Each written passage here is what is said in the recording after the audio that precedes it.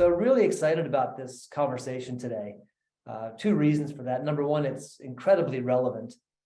I read last week that 76% of organizations either have a digital transformation strategy or are currently working on one.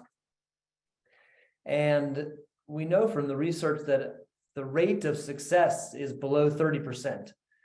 So this conversation is automatically relevant.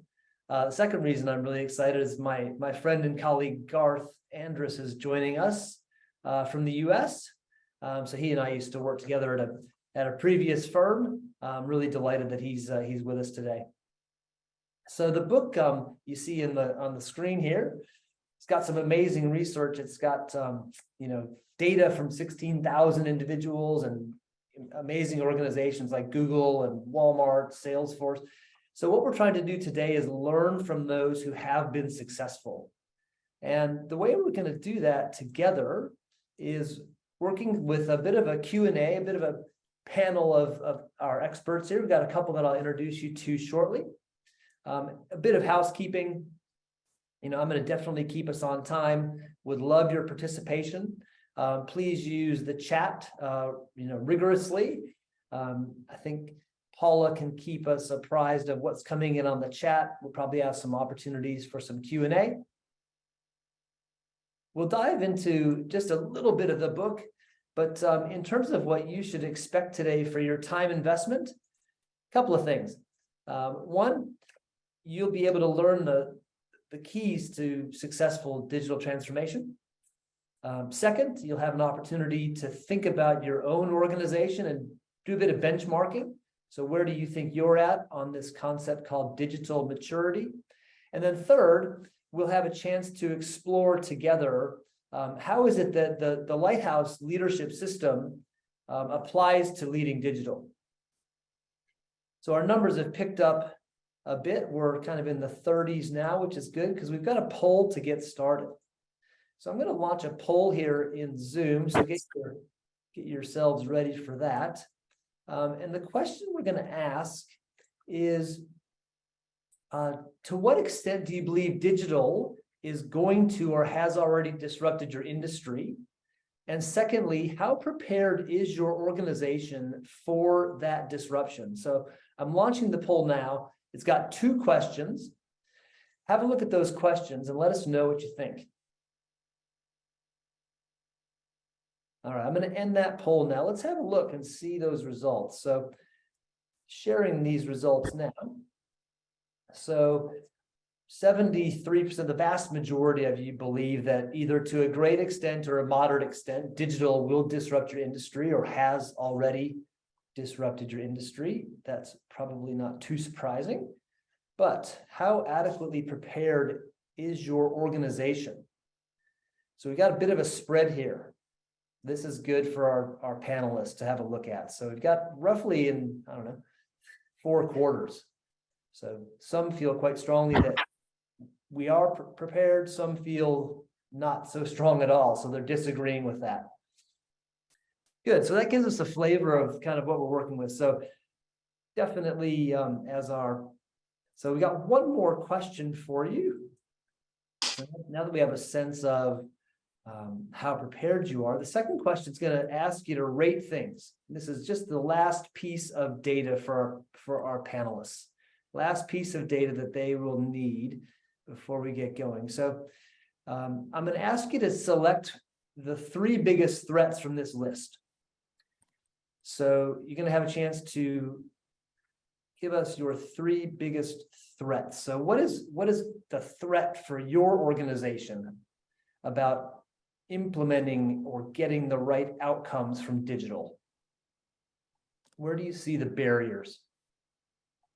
Okay, well done, well done. So let's have a look at this. This is quite a spread here. I'll show those results. So again, for our panelists in the room, we've got a good spread of the results.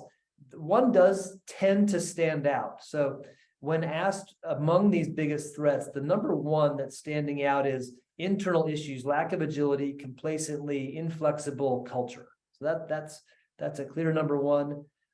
Talent probably coming in second, recruiting and developing talent. And just at a glance, we've got a couple tied for third. Awesome. Well, there's some data for our panelists, and I'm going to get them to introduce themselves. And we'll start with my friend Victor. So, Victor, if you just want to introduce yourself, tell us who you are, and then just Garth, you go straight after Victor. Thanks, Eric. Hi, everyone. So my name is Victor Jiang. I'm one of the transformation partners here at the Lighthouse Group. I spent my last 15 years before Lighthouse in the insurance industry. And in the last 5 years, I've focused on the digital transformation of our business. So really, really happy to be here. My observation of the two polls just now, I think the first one was slightly surprising for me in terms of like there's almost like half of our audience feel that they are ready for the transformation challenges. The question in my head would be, if we look at different levels in the organization, would that number change or not?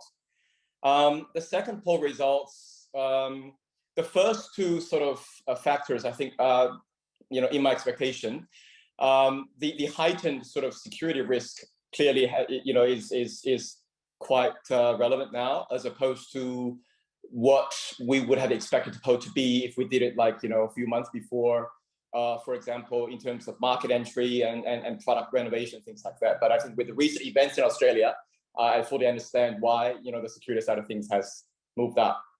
Thanks. All right. Well, thanks for having me here today. It's great to talk with you. Just a little bit of background.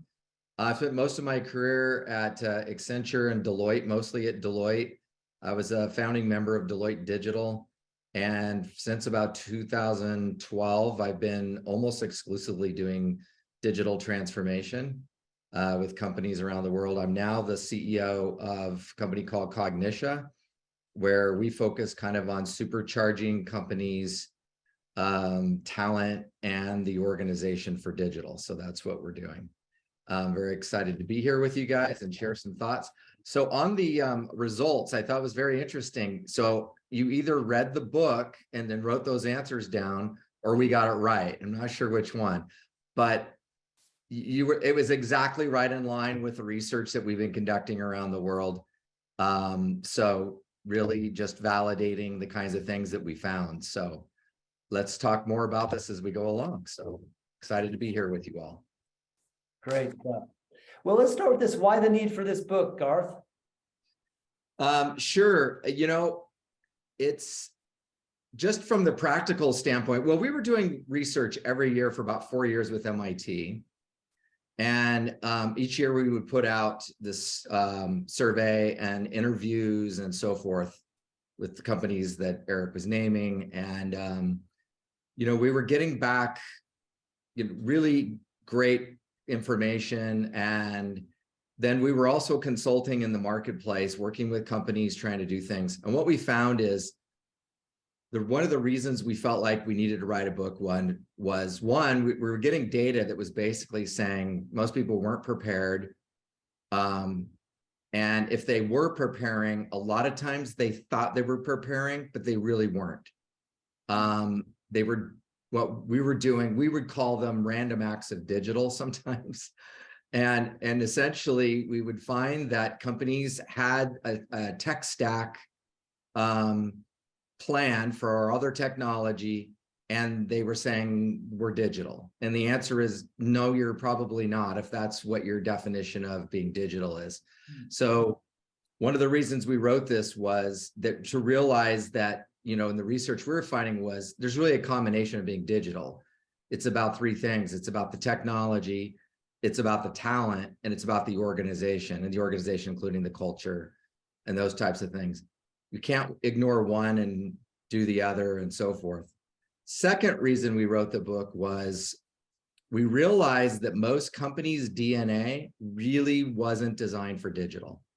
And strangely enough, I worked with a lot of really well-known digital companies, and the same thing there. be a fully digital company, yet adopting very old traditional ways of running the business. And in essence, what was happening was we were seeing that companies, since they weren't really designed for digital, they were sub-optimizing all these massive investments that they were making in digital, because the DNA of the organization really wasn't designed for that. How you organize, work, operate, and behave. And we'll talk a little bit about that later, but that's another reason we wrote this, because we wanted to help companies really kind of dig out of that and be able to see, hey, there's a lot of things you can do here to really make this work. So that's why we wrote the book. Great. And, part of the book introduces us to a concept that you've coined. It's called digital maturity. Can you tell us a little bit about that? Sure. So we asked a question really around the research. We gave them a scenario about everything. Imagine an organization that's got everything working right, the technology, the company, the organization, everything's working great. What does that look like? And anyway, what we found overall was that there's about 4 stages really of organizations being digital. The first one is exploring, and that means they're just kind of dabbling. They're trying things out. Just could be any kind of, maybe, a team working on AI or somebody working on augmented reality or something, but it really wasn't part of the organization, just kind of playing around with it to get the feel for it. The next area, which we found, which was the biggest area, and we have data on this for thousands of thousands of people replying on these areas, we found that doing was the biggest area. And a lot of times the companies would think that they were actually being digital by doing digital things. So they might be doing IoT, they might be doing robotic process automation, they might be doing some AI, they might be doing stuff in the cloud, et cetera, but they weren't really changing anything in the organization in appreciable ways. There's always very little tweaks here and there. So a lot of times people get stuck in this illusion that they're digital when they're not really progressing, and they stay in this group of what we call doing digital.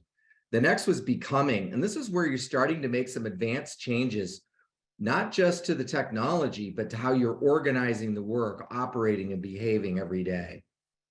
It's really, we see some companies, some tech companies there, some products companies there, some financial services companies there, and so forth. And then you get into the being area where it just is part of your DNA. You don't even think about it.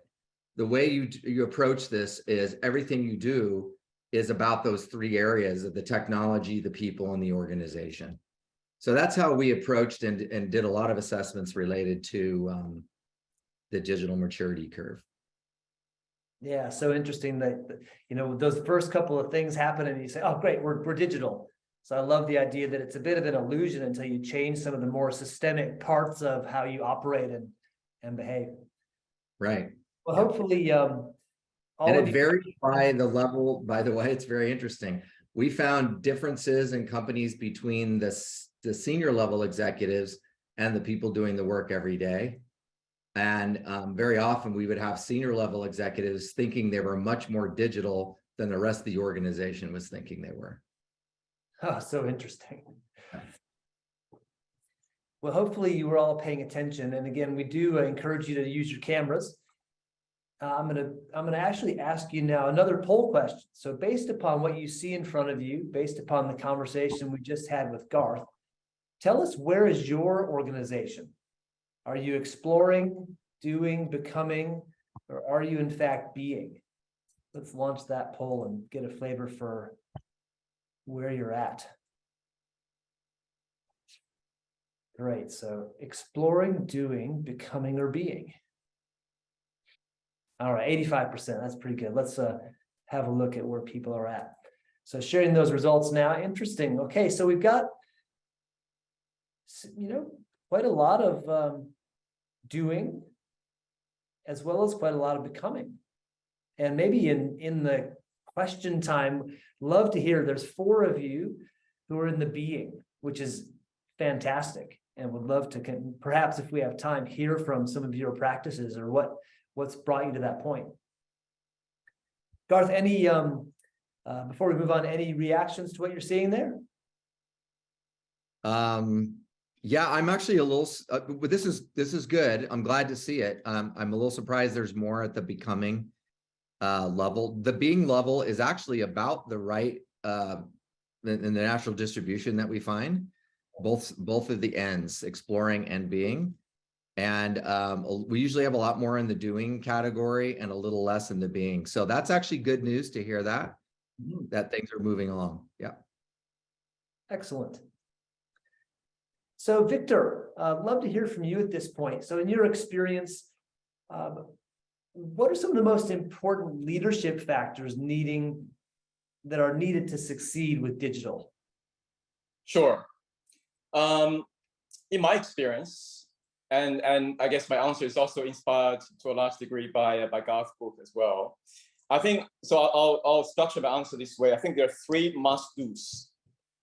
And there's 1 mindset and 2 leadership traits that I would highlight.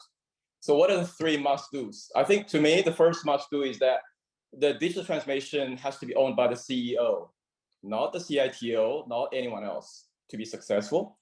I think the second must-do is that the leader or the CEO has to be able to communicate to the organization about why this and why now, and in particular, articulate a transformative value to the customer and to the company. Because whatever technology that you want to introduce, it's not about technology, it's about the value, right? The third thing is about, the second thing is about taking risk. You must take risk, and also balancing between short and long term. The third thing is attracting talents. So these are 3 must-dos. The one mindset that I would highlight is basically open and learning. So to encourage people to all have a growth mindset for the company and also for each individuals. The 3 leadership traits that I would highlight would be bravery to drive change, humility to encourage learning, and some kind of playfulness to make this whole thing fun and creative.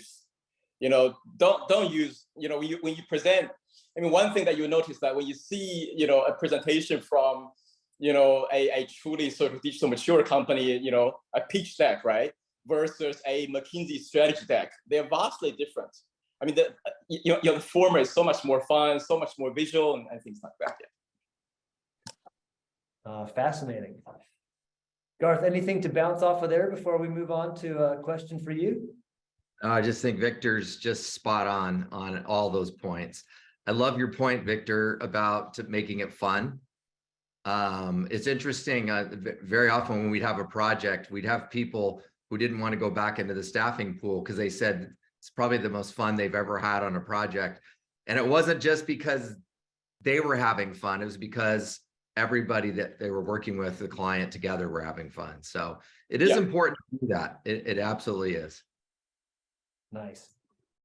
Well, Garth, back to you now. So in the research, what did you find about the barriers to becoming more digitally mature? What are the barriers to digital maturity? The main ones we found were the ones that really stuck out across these groups. So we had 3 different kinds of groups that we took and looked at. We call them the early companies, the developing companies, and the maturing companies. And we had criteria of how we got there and how they self-identified. We did find this very consistent over years. So it actually is a pretty good model, even though it's self-report data.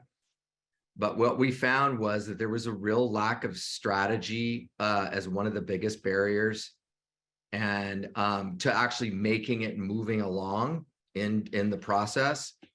And then the other was this too many competing priorities. Those were a couple of those. And I would go back to the strategy, the lack of strategy. And the lack of strategy is fascinating to me because just kind of imagine this for a minute. We each have an organization has its DNA. So from organizational science, we know this is how an organization organizes work, how it operates every day, and how it behaves. So those three areas. And as I mentioned before, our DNA wasn't necessarily aligned with digital, and therefore everything we're doing is kind of sub-optimizing, like I was mentioning. So how do you get to that other side? And the key on this is this really clear North Star, or really clear vision. We would often ask clients, okay, tell us about your vision. What are you trying to do? What are you trying to become? What's your digital ambition?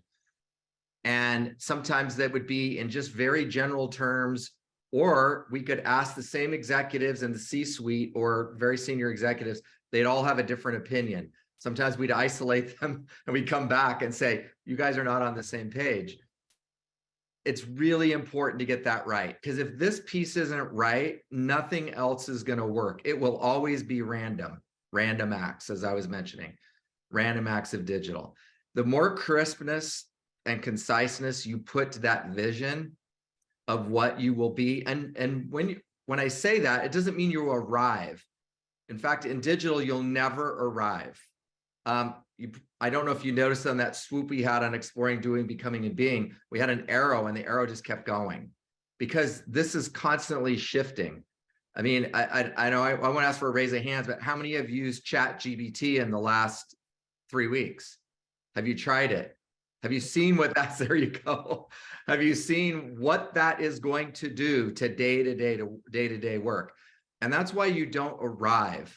But this lack of this focus on strategy and that North Star and what you envision is in the near future is actually still really important, because it's allowing you to be really flexible, agile, and being able to pivot with whatever's coming down the line, whether it's ChatGPT or something else. That's really what we're trying to create with digital companies.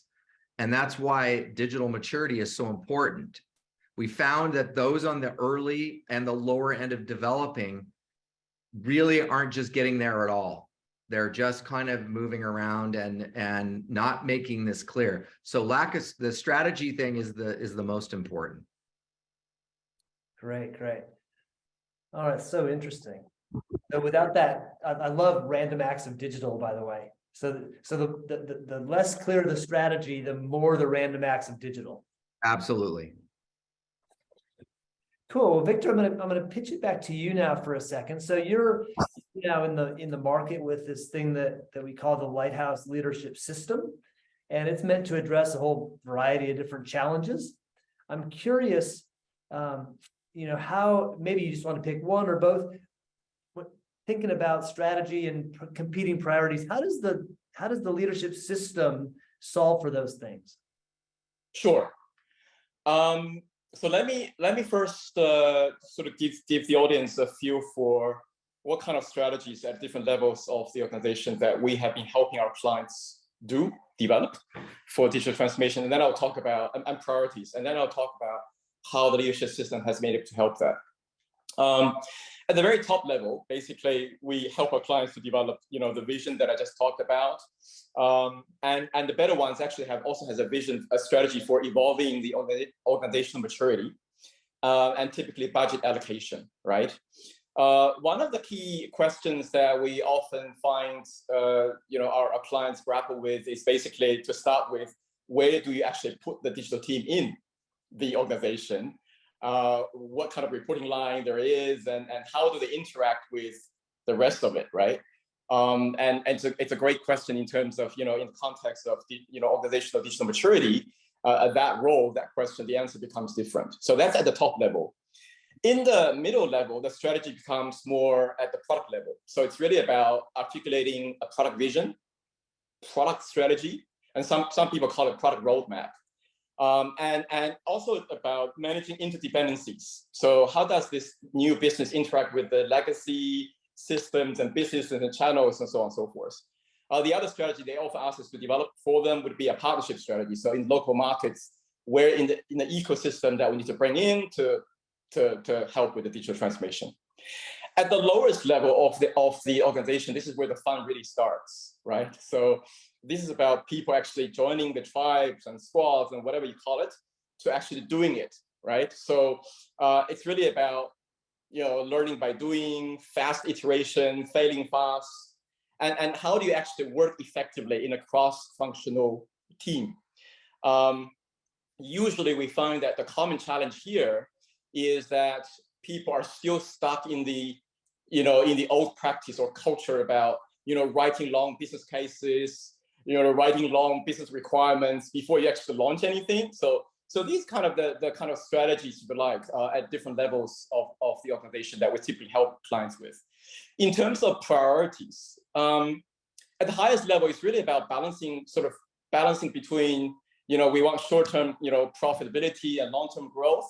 Also about, with anything digital, you want to know in the short term what I can have in the long term, because you don't want to be too long before you see any results. Typically, the challenge here is for the leadership team to understand the different life cycle of digital. So it's not the same with your existing business. You need to start with adoption, engagement before you actually see any money. At the middle level, the priority, like I mentioned before, it's really about how do you trade off at the operational level between your existing IT backlog versus your new list of things that you have to develop for digital. Operational, while you are struggling with your marketing and sales channels for existing business versus new, and also talent, right? So young people, good ones, like to join the digital business, but then who is going to manage the old ones? So typically the challenge becomes all of a sudden everyone becomes really busy, sort of struggling between the old and new world. And also the other pitfall that we often find with clients is that they tend to sort of review the digital priorities using the same lens and metrics as they did with the old ones. And that creates a lot of problems by itself. In terms of priorities at the lowest level, it's really, it's the day-to-day operation, the day-to-day life in the tribe, right? It's fun, but extremely, stressful and taxing, and the priorities change by the hour, right? Something like that. And we typically find that it's really about empowering the people in the tribe to make fast decisions so that their life can move on to next priority. It's also about collaboration. So almost all the good ideas that I've seen come from collaboration. People getting together, talking in the discovery process, as opposed to one person sit there and thinking, right? So co-location, collaboration is key in terms of managing priorities at the lowest level. So with that, I just wanted to say that whilst all the sort of challenges at the strategy level and priority level seems overwhelming, but if you think about it, they all boil down to two things. One is digital leadership. One is digital maturity. There's nothing else in terms of why there's so many sort of lack of strategy or priorities. And interesting, our clients have been finding that our leadership system was able to address exactly that, because we don't just address what and how, we also address why, and we don't just tell you what your change program should look like. We also tell you what co-create the digital leadership should be like, right? So we don't just sort of address your immediate launch plans, release plans. We also help you address how do you build a long-term sustainable digital capability. So that's the advantage of our leadership system in terms of how we have managed to address lack of strategy and too many priorities in summary.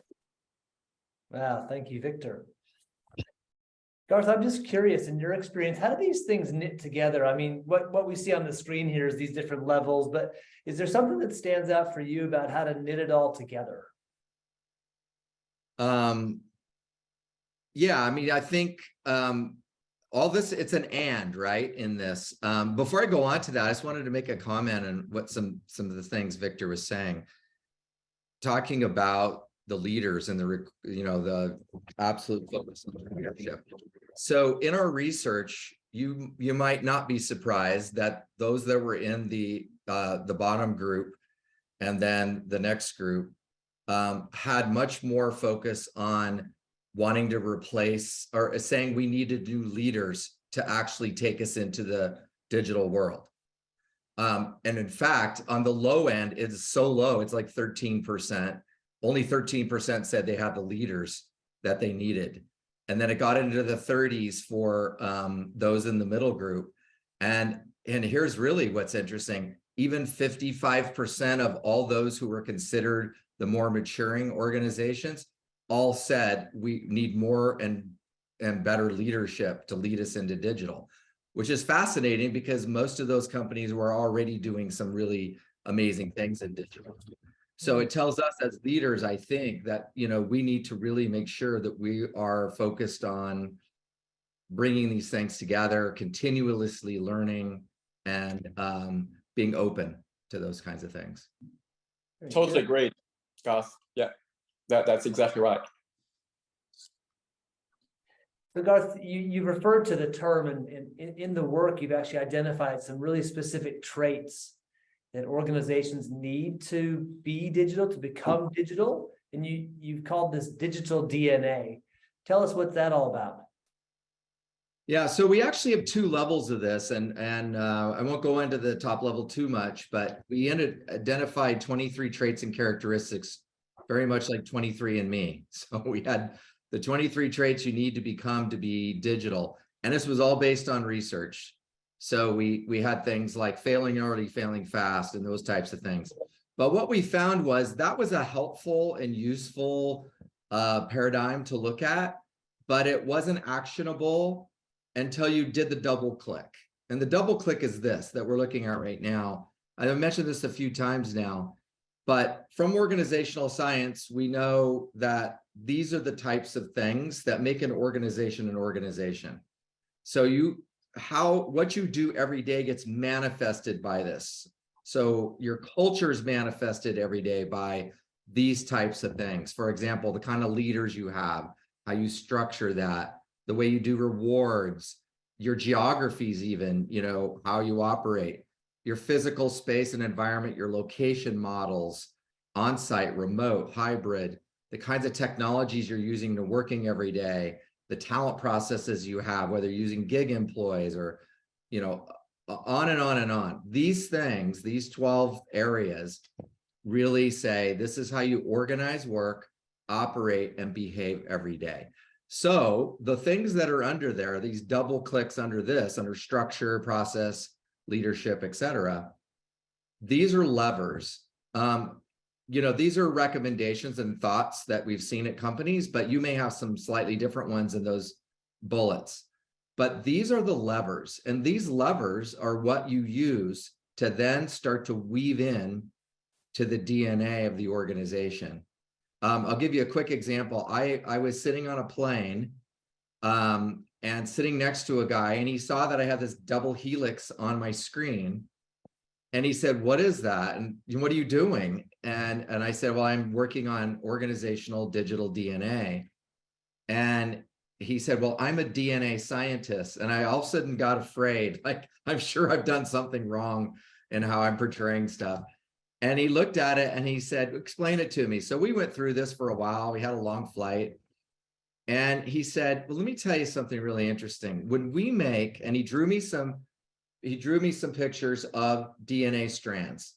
And he showed where they cut these little diagonal slices out of DNA strands and then insert it into and cut into another part of where they're trying to replace it and put it into.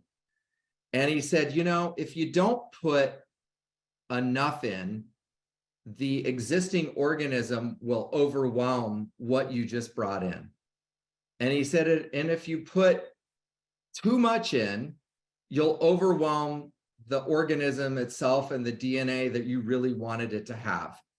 So he said, getting that right is really important so that you can bring in the characteristics you want to have, but yet, and change it enough to become what you want to become, but not change it so much that it's going to somehow overwhelm the good things that are already there. And he said, "So what I see you're doing is organizational recombinant DNA." He said, "You're doing exactly what we're describing. You're weaving in this DNA. And we do this through these things called minimum viable changes. And these minimum viable changes are small incremental changes that are at this double click bullet level that you see here, and rolling those small changes in to change those things in small ways.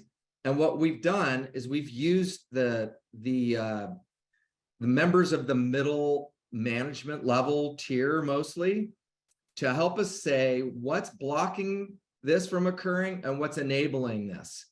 And then we try to leverage off those things that are enabling, and we try to work around or eliminate the things that are keeping it from becoming that new DNA.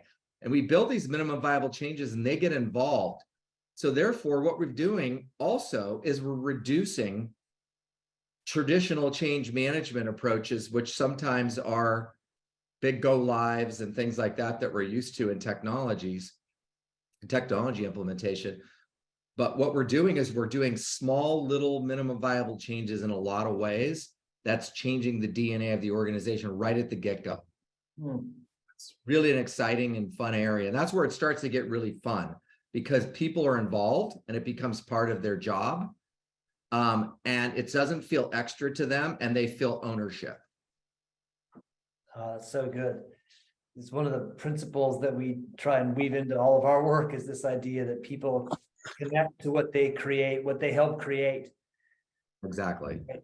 So look, our audience always loves practical examples. I'll leave this page up if you want to refer to any of the double clicks. Garth, can you tell us a story about some moves that companies have made that have been helpful?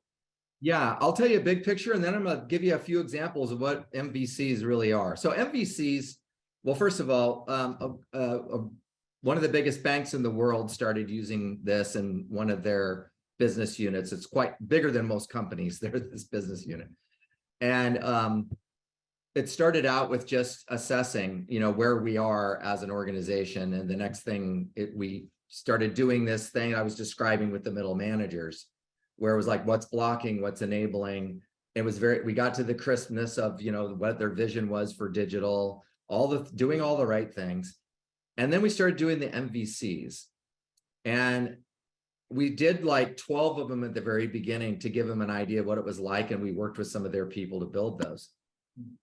And then they started doing more. And then they started doing more. And they started doing more.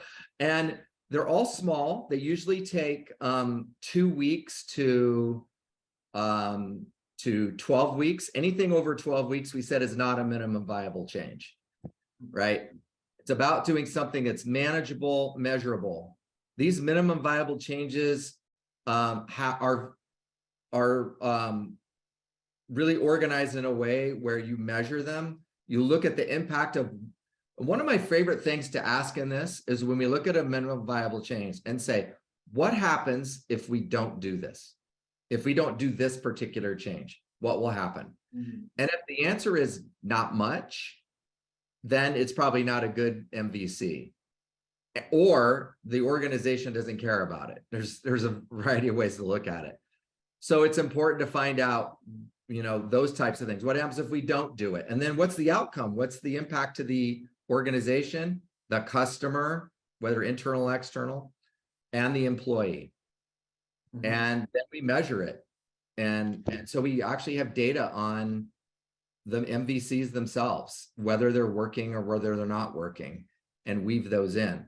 So this organization went from a dozen to hundreds. I think they've done over 400 MVCs over the last 3 years. They just do this as it's become natural in their organization. So let me give you an example. What's an MVC? I'll give you some real ones from clients. One was activate agile teams to address non-software initiatives.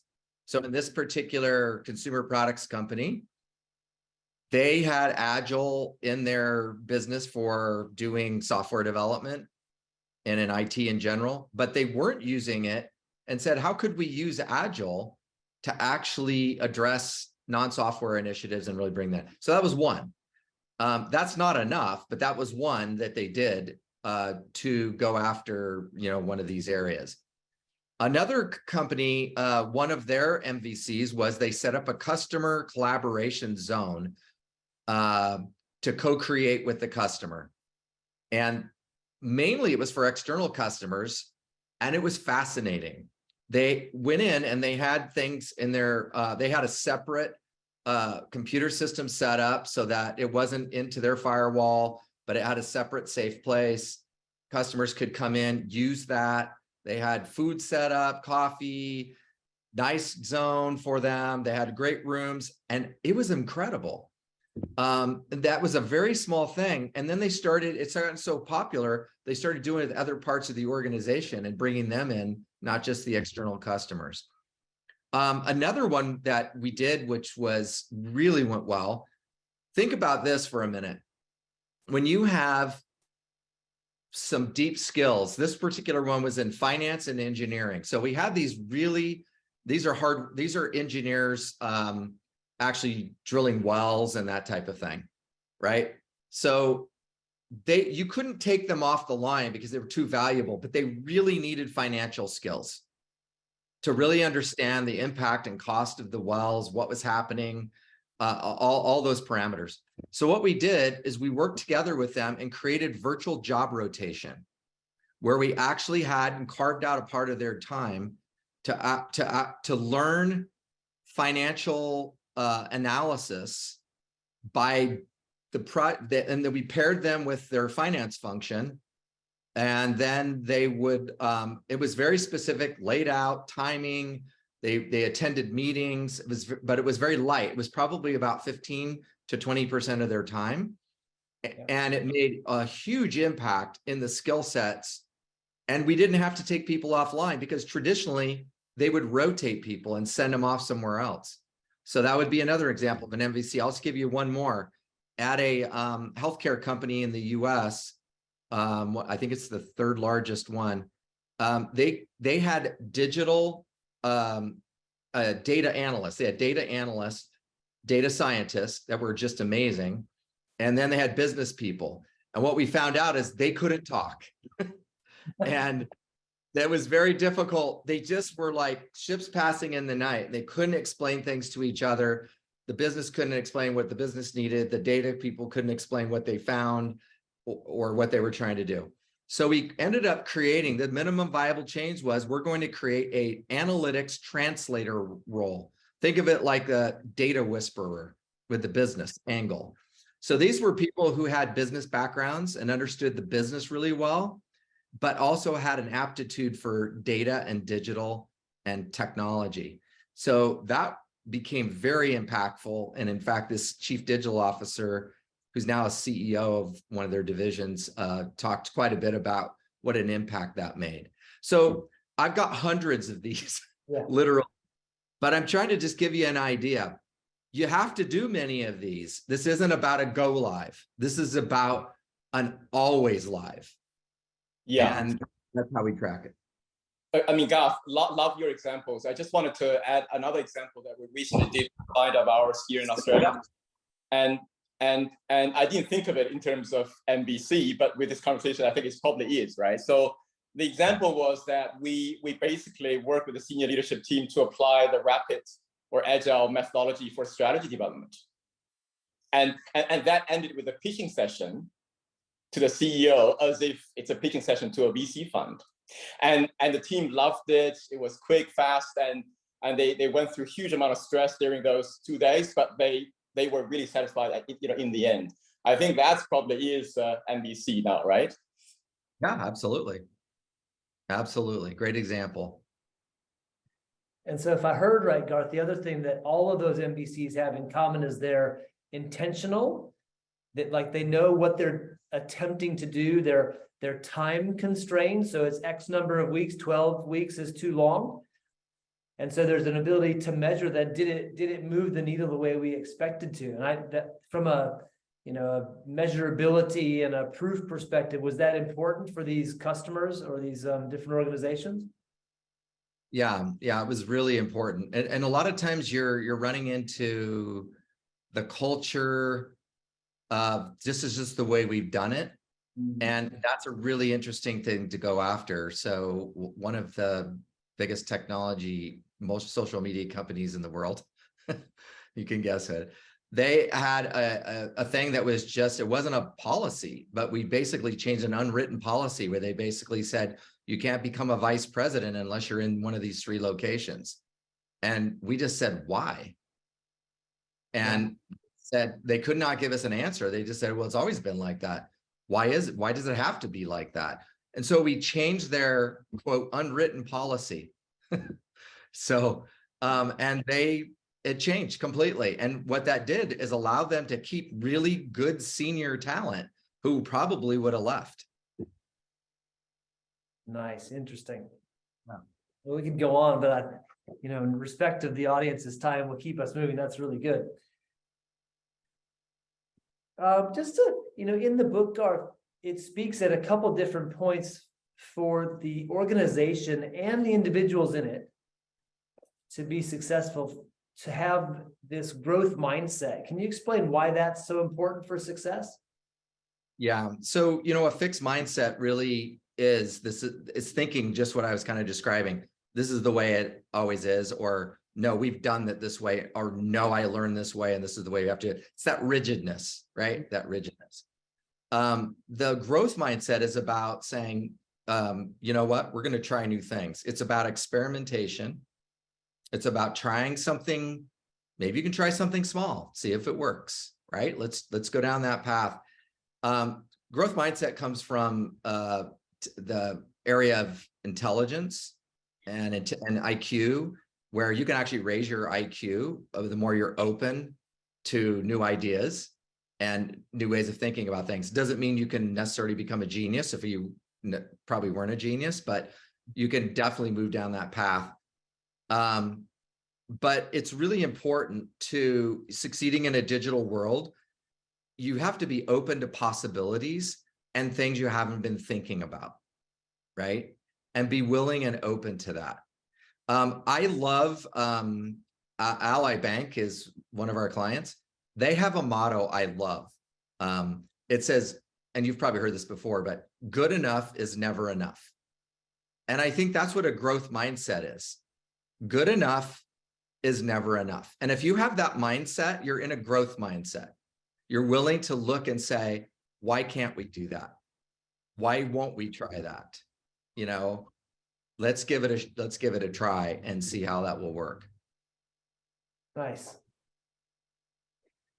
Well, I think there's been a few questions in the chat. I think maybe some of those have been answered, but I'll just pop it open for the next couple of minutes. Based upon what you've heard, everyone, is there something that you'd love to ask Garth from the book, something maybe from Victor's experience? Either pop something in the chat or just come off of mute and let's have a little open discussion. Maybe I'll take the opportunity to ask a question to Garth, if that's okay. Yeah. So Garth, we were just about to understand how we're going to go about automation in the digital world, but now we're facing AI, and understanding that the people are not easy to deal with when it comes to change, but now the technology is progressing even faster than what we anticipated. So how do you see this change becoming about? How do we go about handling this change, which is now accelerated? Yeah, that is such a great question, Ross. Our group CEO, we're part of a group of companies, came to me a few weeks ago and he says, Garth, what's your point of view on change and transformation, change management transformation for AI? Because this is really happening, just exactly what you said, Ross. It's happening much faster than we ever thought it was going to happen, right? There are some things, I think you have to think of the nature of AI and what it's doing. And if we think about, obviously, in some cases, we're replacing things, usually things that are routine, but they're getting more sophisticated, right? And I think in many cases, thinking about AI as something that's augmenting what we already do in such a better way. In most cases, that when we go in with that model, people resonate with that a lot better, but we have to be able to show them how to do it. Just putting in the technology and saying, here's AI, we have to look at the job and say, did the job change? Did that work? And I'm sorry, workflow first. Did the work change? If it did, let's redesign how work is working now, because we now are using this AI component of work now. Then did the skill sets change? And if they do, what skills do we need to give the people that are there? And then the third is, is the career management angle. There is a company that we work with called Gloat. I don't know if you've ever seen them before, but it's AI-driven career management. Constantly changes. It's you've got to be able to think like that, right? And think differently. So you have to look at the work, the skill sets, and the career as three of your primary things to look at on when you put in AI. Thank you, Garth. Yeah. Yeah, I just wanted to add to that. When we looked at AI like ChatGPT in the context of, because we're a leadership firm, right? So we thought, well, in the context of the distinction between leadership and management, we've come to the view that if management is about managing complexity and leadership is about managing change, what's going to happen almost for sure is that AI is going to take over management first and fast, because AI deals with complexity much better than human brains, right? Whereas leadership would be the next frontier. I don't know when, if at all, which basically highlights to us that right now, I think there's a bit of a sense of urgency for everyone in the business world to think more about how do you pick up more leadership? How do you then think about using, I don't know, use cases for, letting AI to manage your management? Whereas how do you become a better leader? I think that becomes interesting opportunity actually for everyone. Well said. Oh, so good. We always promise to get people out on time or ahead of time. So I just kind of move us into just a quick wrap up. We're really delighted that you all chose to join us, and yeah, encourage you to continue on these digital journeys that you're on. We're here to help. I do have one last poll that I think we do have time for. So one of the things that I'm always curious about is, what's your intention?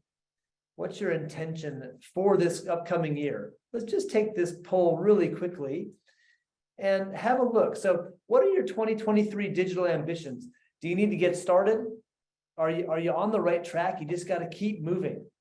Are you a bit uncertain? You feel like after this conversation, we should revisit things, or are you convinced now that you need to change direction? So let's get a few responses. I will share those poll results and then we'll be wrapping up. Good. Well, you're a pretty encouraging group. Pretty encouraging group. It sort of matches that first poll. So a little bit of uncertainty, and a couple of you want to change direction. But good. Well, hopefully today's insights will be helpful for you as you progress down those initiatives for 2023. We're here to help at Lighthouse. You know where to find us. Thanks for attending today. We do these every month. Special thanks to both Garth and Victor. Gentlemen, really appreciate your contributions. And I will wish everyone a fabulous afternoon if you are here in Australia.